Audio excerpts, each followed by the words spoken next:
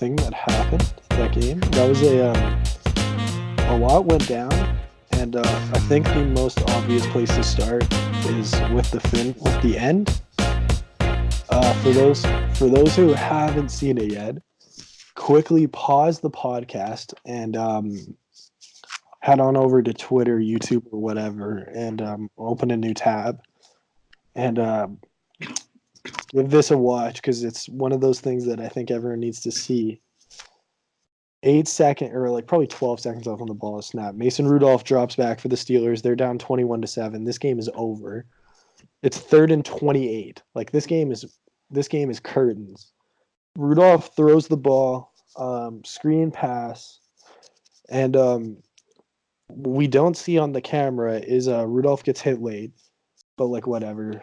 It's whatever, right? Like it's a football play at that point. And all of a sudden, Joe Buck and Troy Aikman start freaking out. Like, what is going on? Whoa, whoa, whoa. And the camera cuts back, and all of a sudden, there's a fight going on in the end zone. And at first, you're like, textbook, Browns, Steelers, end of a division game. Browns played bad. Steelers played bad. Probably heat of the moment, whatever. So they show the replay, and what happened is Myles Garrett hits Mason Rudolph late, which I'm sorry to all the Browns fans saying it's a football play. There's 12 seconds left. It's 3rd and 28, and you're up to 14. You do not need to hit it here. That's a scumbag move. First of all. Second of all, even with that hit, he hits him late. He tries to like pull up a little bit, but like whatever.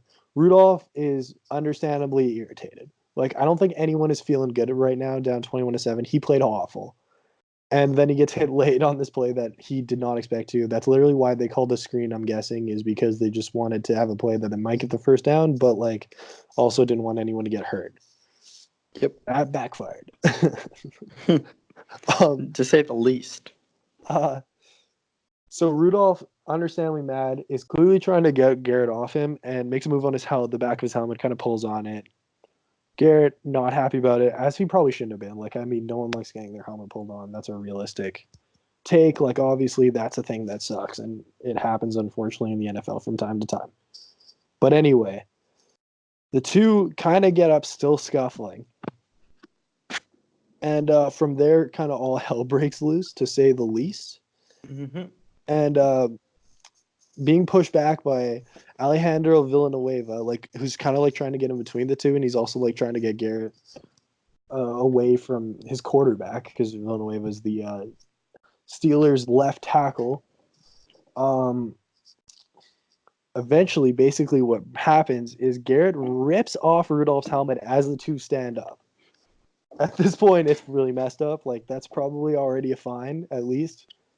And then swings the helmet around Villanueva and makes direct contact on Rudolph's head. Like, literally is using his helmet as a weapon on the guy. And we're all just shocked. Like, I mean, this is just absolutely, obviously not okay.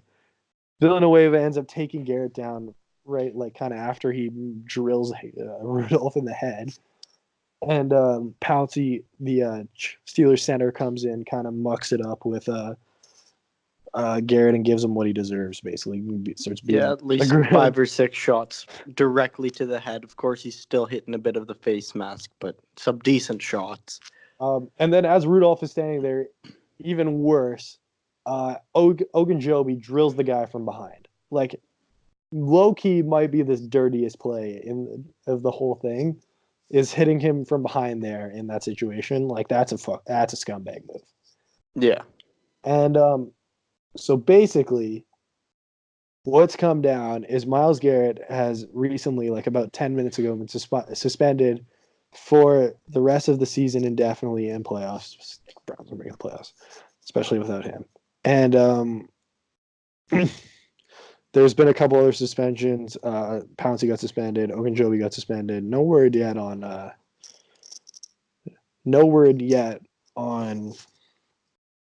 Rudolph. Some people think he might, because he technically kind of started it, sort of. But like, let's be real here. Yeah, you could see it as self-defense. I think a lot of people would say that. It's interesting to see Steelers and Browns fans go at it on Twitter. That's for sure. But yeah, Larry Ogunjobi suspended for 1 game. Marquise Pouncey suspended for 3. Uh, each team got fined $250,000 for the incident. So over $500,000 worth of fines. Absolutely insane. Um, but it's you hate to see this disgusting play in the NFL, especially like you said, in an unnecessary fashion. At the end of a game when it isn't needed, uh, Mason Rudolph, I'm pretty sure, threw a interception on the like the drive before, for the Pittsburgh Steelers to pretty much ice the game. The Steelers didn't really have any chance, and it's more just trying to run out the clock by throwing the screen pass, trying to get everybody home safe. Uh, Myles Garrett losing his temper, His temper. his temper. You hate to see something like that. It's disgusting. It shouldn't be in the NFL. Of course, he's out for the rest of the season and the playoffs, suspended indefinitely at this point. And it's just bush league, to be honest. I've never seen something like that in my entire life watching football, and it disgusts me seeing that. A guy from Cleveland does it. A lot of people on Twitter are saying it kind of makes sense. They have a gross organization that's not run properly, top to bottom. Their coach isn't putting in a good culture, which isn't helping stuff like this. But it comes down to Myles Garrett deciding to rip a guy's helmet off and hit him over the head. That's gross, and it shouldn't be in the NFL. Myles Garrett should. He's probably going to have to go through some sort of anger management or something, I'm sure, because of this. And He's known as uh, a dirty player in the league. Like I don't know how people are sliding over that. He's been known to make multiple dirty plays. He did it against the Jets against Trevor Siemian. Um, he did it a couple times last year. Like he's a known dirty player. So I don't yeah, know why. I don't know how anyone like did Mason Rudolph maybe instigated a little bit by pulling his helmet. Like yeah, but like let's call a spade here on what the kind of player Myles Garrett has been for a long time in the NFL. And another part I think that a lot of people are taking is Baker Mayfield did something that I approved of, definitely something Oh that yeah, you don't see a lot of guys do, especially to their teammates. And he came out and said, "Yeah, it was gross. He deserves to be suspended for this." Uh, and I give a lot of props to Baker Mayfield for doing that, because he's been one didn't of have those to do guys that. that have been extremely outspoken this year. He had a great interview before the game that they aired, really giving an insight onto what his life was right now and what the team's feeling. And he kind of opened up in a way that a lot of quarterbacks don't, but in a good way this time. And after the game, yeah, he didn't have to go out and say it was a bad play. He didn't have to come out and say that, but he did. It shows a lot of character on his end, and uh, I hope that the past 2 games can continue to show what Baker Mayfield can do, because, of He was way course, better. he's better than uh, what the Browns have shown this year. And coming out with a comment like that, I think it's a really good way to summarize the whole situation. It doesn't need to happen, and Garrett deserves a suspension for it. I thought one of the best moments of the broadcast, kind of taking a step away from Myles Garrett for a second.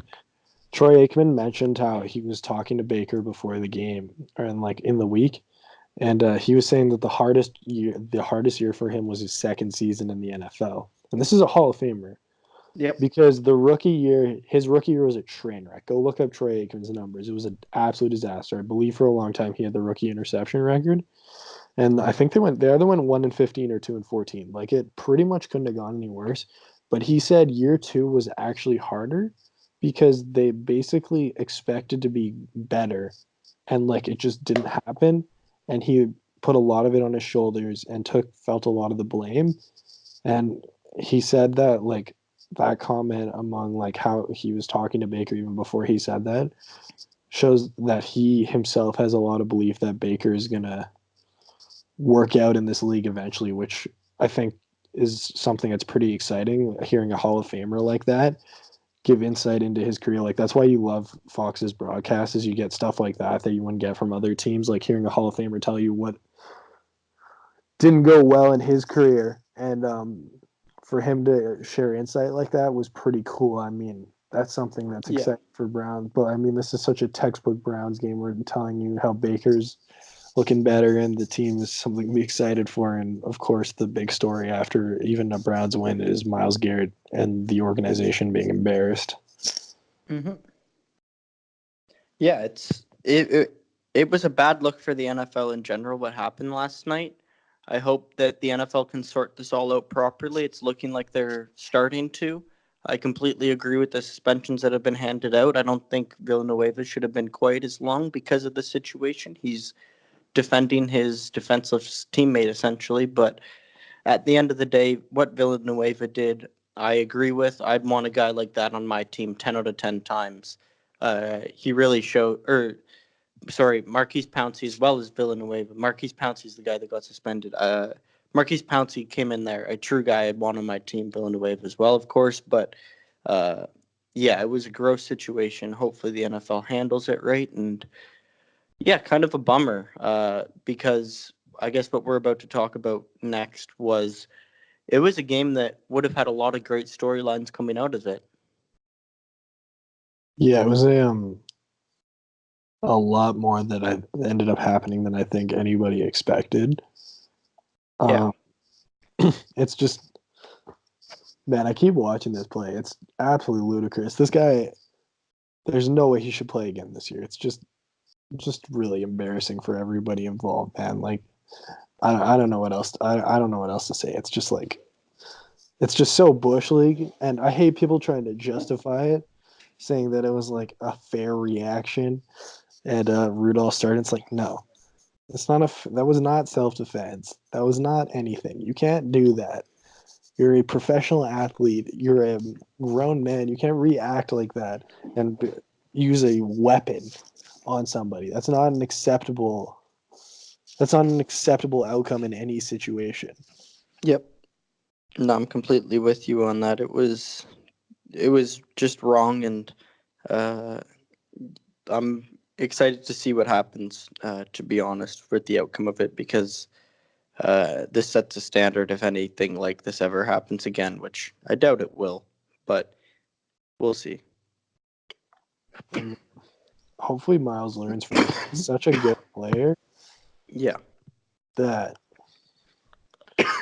I mean he's such a good player that it's disgusting and depressing that he keeps doing stuff like this.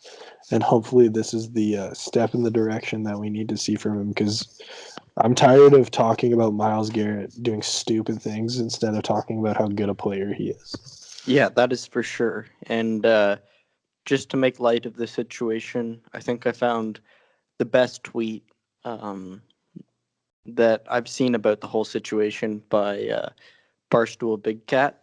Uh, Pretty funny on Twitter, in my opinion, a must follow. He said, "A question that needs to be asked: Is Mason Rudolph's Christmas gift to his lineman the most anticipated one of all time? Does he buy Pouncey a yacht, a house? These are the important topics. Just because there's so much going on, you have guys standing up for their teammates, and you love to see stuff like that. I just think that's hilarious how you kind of take the light out of a situation when things are going like so crazy. It's always nice to see a good tweet like that, and Big Cat definitely delivered on that. So yeah, I think we should move on now to the game that happened last night, though. I don't know about you. Yeah, I don't know. I mean, the game like was just kind of like what the Browns should have been all year. Like, Yeah, for being and honest. that's what I wanted to say. I think I picked the Steelers to win this game just because of their defense, but the Browns showed on offense what they can be when they run the ball. It's nice having Tyreek Hill, or not Tyreek Hill. I apologize for that. Kareem Hunt back there. He makes the offense much more dynamic in the passing game. You see him getting motioned a lot. You see him catching screens, passes down the sidelines. Uh, I think Baker Mayfield's more comfortable now in this offense more than he has been all year, and it was a good game for Cleveland. It was, yeah, what they really needed and a good defensive performance. Of course, their line's not going to be anywhere near as good next game, but It's a good step in the right direction for them. Like yeah, exactly. that's really all this team can do is just try and build momentum into next season because the reality of a 4-6 season is they basically have to go undefeated to make the playoffs, and that's just not a reality. So if they can finish with an strong 8-8 or 7-9, it'll give everyone a strong feeling going into 2020. Yep. The reality is if I'm a Browns fan, I kind of want this to crash and burn a lot worse because if they go 8-8 or 7-9, Freddie's going to come back, Mm-hmm. and I wouldn't want Freddie Kitchens back coaching my team again. Yeah, it's almost that Dallas Cowboys situation where, yeah, you I have think Mr. Clapper and people want him out, but they keep making the playoffs, and as long as the Clapper is making the playoffs, I mean, Jerry Jones is probably not going to get rid of him. So, yeah, I'm kind of with you with Cleveland. I kind of hope that they don't do as well just for their case for next year, so they don't have to have Freddie Kitchens as their head coach. Yeah, like I think the Cowboys are a little different because I think they basically have to go to the Super Bowl to keep Jason Garrett at this point. Yeah. But yeah, it's kind of similar to the Jets even, where it's like a lot of them people want to get rid of Gase, and it's like, well, to get rid of Gase, you guys basically have to go 2-14. Like, do you guys really want to go 2-14? Like, or Yeah, do you want exactly. Sam to develop this year? Like, oh my god! Someone just put the video up of Andre Johnson fighting the Titans, Finnegan. Like, Ripping his helmet off and getting ready to hit him over the head with it, right? And then he he holds doesn't back. he doesn't hit him with the helmet. He throws it away, and they start fighting with fists. He doesn't Yeah, use a weapon. that's what a man does, you know. And how many games did Andre Johnson get for this? Like, he definitely didn't. 5, I think. He didn't get nothing for this. Like, I thought I heard it on on NFL Network or something yesterday night. I think it was 5 or 4 games. I don't remember though. Quite tired last night. anyway, let's Yeah. that was a lot of Browns and Myles Garrett. So let's transition on to